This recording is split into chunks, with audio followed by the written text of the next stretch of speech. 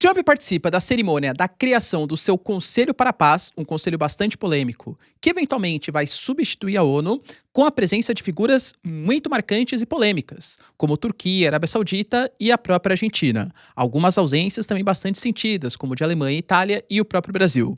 Dentre as propostas, a primeira que ele está colocando, além de eventualmente substituir a própria ONU, Organização das Nações Unidas, é a apresentação de uma solução para a paz, que está sendo chamado de a nova faixa de Gaza. Será que essa proposta para a reformulação da questão palestina vai finalmente trazer a paz para a região?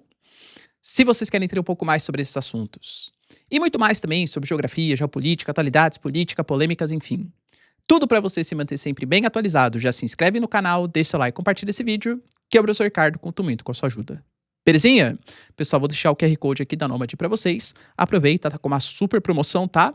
Detalhes aqui na descrição para vocês. Tem acesso à maior e melhor conta internacional do Brasil. Tamo junto? Então bora lá pro vídeo, ó. Seguinte. A gente já falou algumas vezes aqui no canal, então não vou dar maiores detalhes, mas o Conselho de Paz ele foi criado inicialmente para ser uma espécie de organização superior ao governo tecnocrático que vai guiar o momento de transição da faixa de Gaza, né? O momento de transição ali da questão palestina. Só que esse Conselho de Paz não são palavras minhas, palavras do próprio governo Trump. Ele vai atuar também em eventuais acordos futuros para trazer uma estabilização, uma paz mundial. Hoje, nós tivemos a cerimônia que abriu, né, que formou esse grupo, com o Trump garantindo que agora estamos prontos para trazer a paz, não só para o Oriente Médio, mas para o mundo inteiro. E aí, a gente teve a presença de inúmeros países. Aliás, demonstrando uma força que os americanos mostram que ainda é extremamente consolidada, né? Dentre os países que participaram, Bahrein, Marrocos, Argentina, Armênia, Azerbaijão, Bélgica, Bulgária, Egito, Hungria, Indonésia, Jordânia, Cazaquistão, Kosovo, Mongólia, Paquistão, Paraguai, Catar, Arábia Saudita, Turquia, Emirados Árabes e o Uzbequistão. Lembrando que o Trump, ele mesmo falou que ele só convidou os mais fortes e só os mais fortes a aceitaram negociar. O Trump, ele tava todo engraçadinho, tá? Tava super de bom humor.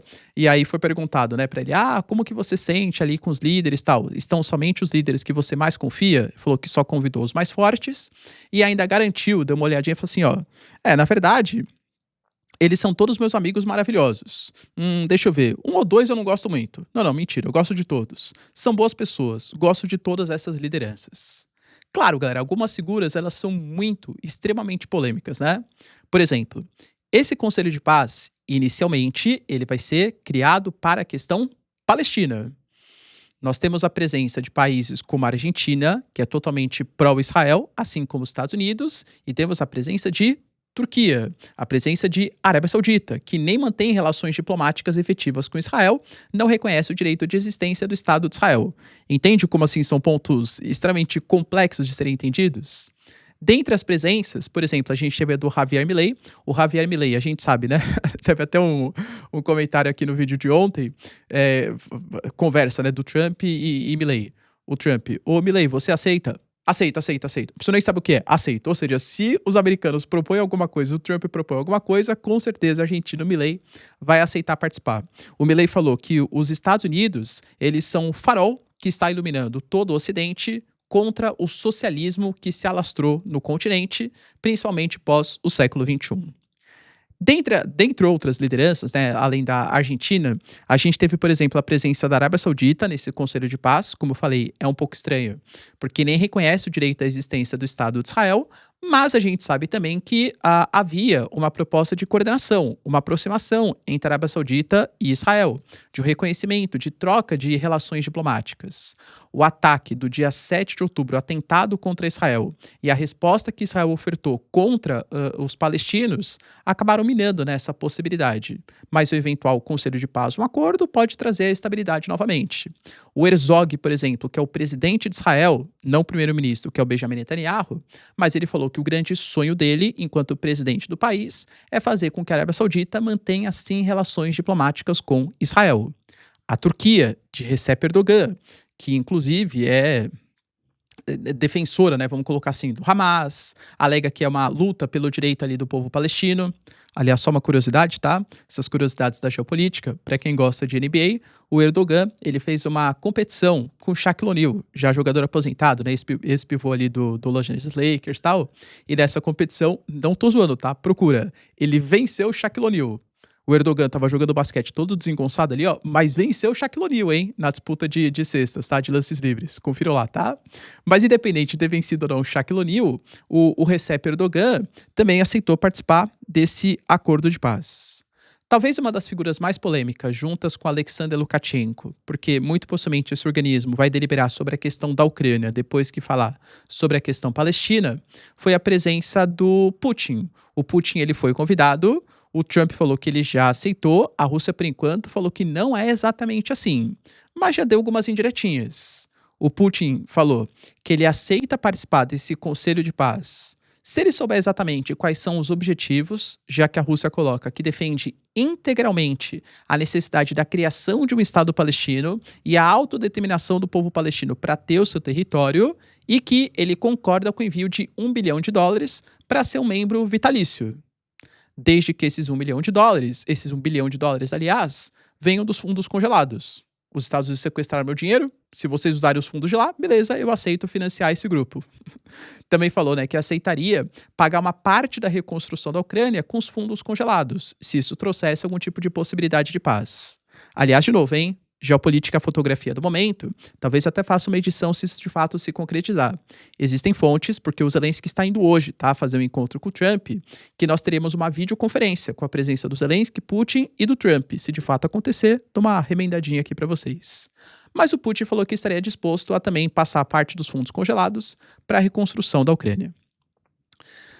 Países que não fizeram parte, a gente já discutiu a questão do Brasil. O Brasil sempre respeita os organismos multilaterais, não aceitou fazer parte porque acha que pode eventualmente substituir a ONU, e não vê necessariamente um organismo criado pelo Trump, que o Trump vai ser o presidente vitalício, que ele escolhe, ele convida quem são os membros, que tem que pagar o valor de US$ 1 bilhão para conseguir fazer parte, como organismo legítimo. Tira a representatividade da ONU e é um organismo que foi criado pela anuência, né, pelo comando de um único país.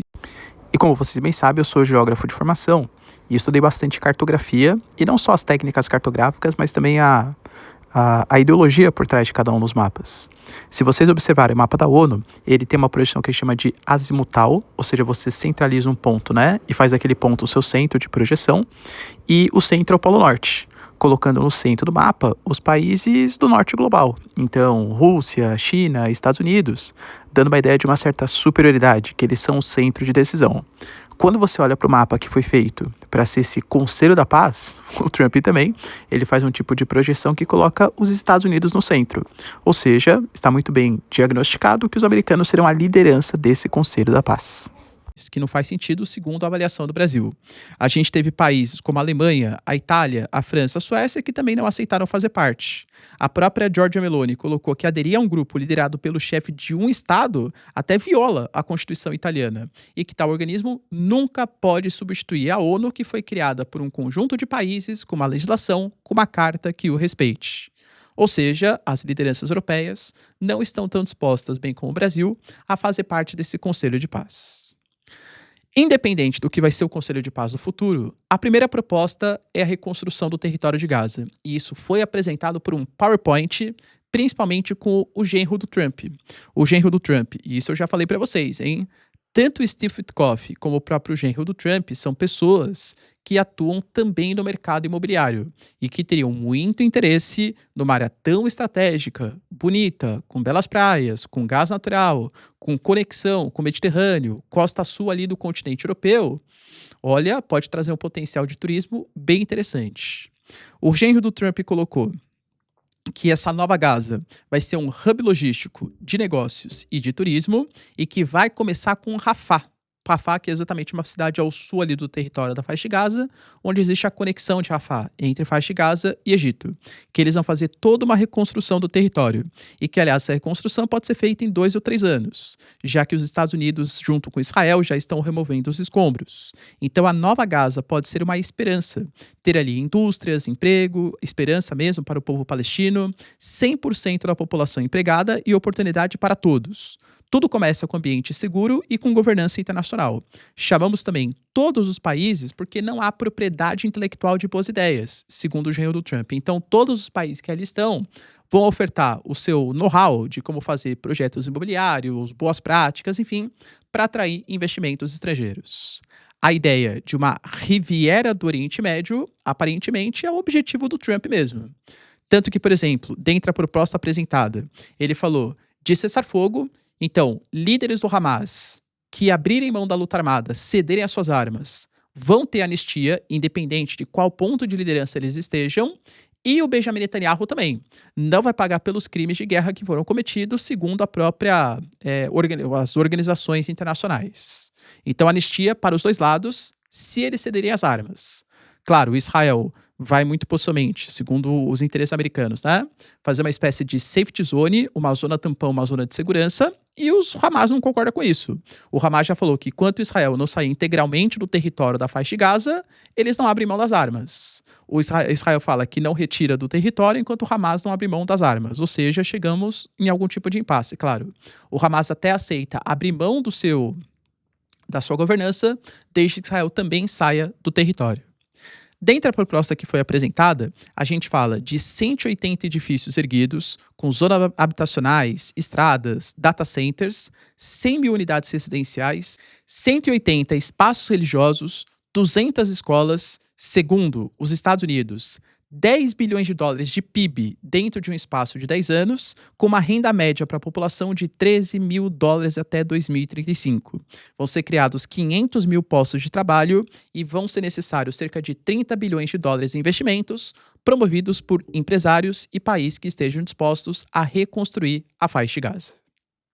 Mais uma vez ressalto, isso necessitaria a desradicalização, segundo Trump, do território da faixa de Gaza. Se Israel continua com a ocupação, continua com seus militares, não acho que vai ter essa desradicalização.